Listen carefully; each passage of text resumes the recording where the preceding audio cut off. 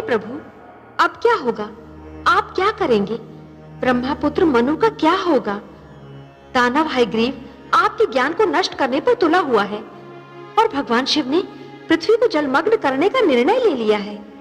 अब वही होगा देवी जो मेरा वचन है। मैं वचनबद्ध हूं कि जब भी कोई शक्ति मानवता के लिए संकट बनेगी तो मैं उसे अवश्य रोकूंगा।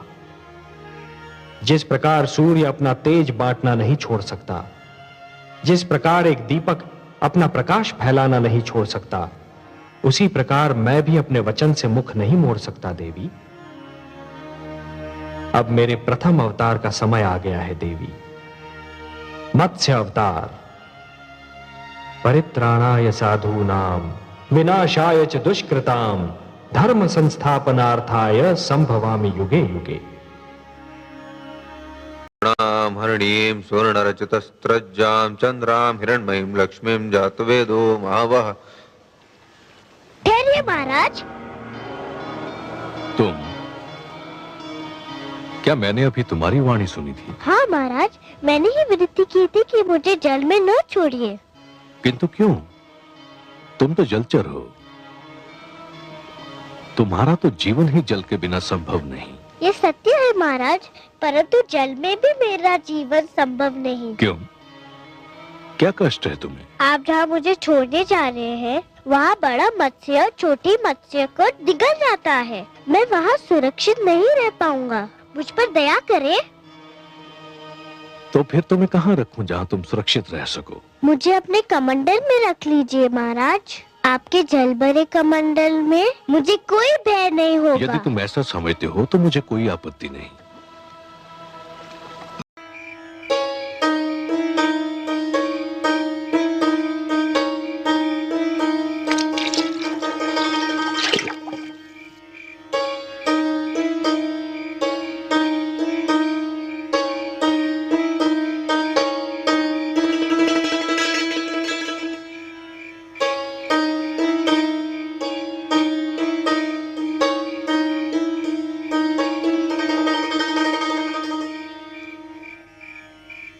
महाराज,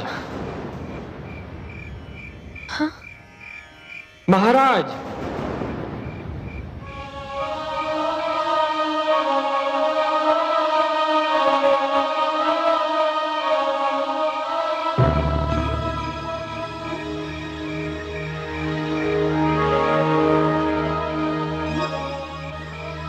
इसका आकार रह गया हूं।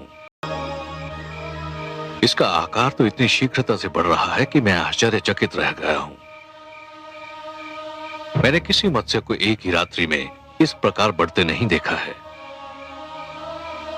स्वामी, क्या ये मत्स्य है? मुझे तो शंका हो रही है कि ये मत्स्य नहीं कुछ और ही है। अरे कुछ नहीं है देवी, संसार में ऐसे चमत्कार तो होते ही रहते हैं। यह भी ईश्वर का कोई चमत्कार होगा। आप चिंता मत कीजिए। तो अब आप इसे कहां ले जाएंगे? इसका आकार इतनी शीघ्रता से बढ़ रहा है कि सागर के अतिरिक्त इसका कोई स्थान नहीं हो सकता। मैं इसे ले जाकर सागर में छोड़ दूंगा। अब इसे किसी बड़े मत्स्य या जीव जंतु का भय नहीं है। के साथ इस नौका पर सवार हो जाना। अपने अतिरिक्त इस नौका पर समस्त पशु पक्षियों का एक एक जोड़ा और उन सारे पौधों के बीज भी रख लेना जिन्हें तुम आवश्यक समझते हो। मैं मत्स्य के रूप में आऊंगा। तुम इस नौका को मेरे सींग से बांध देना। मैं तुम्हारी नौका को सुमेरु पर्वत पर ले जाऊंगा, जहां पहुंचकर तुम्हें एक नवीन जीवन का निर्माण करना होगा, एक नए मानव को जन्म देना होगा। जो आदेश प्रभु। मैं आपके आदेश का अक्षरशः पालन करूंगा।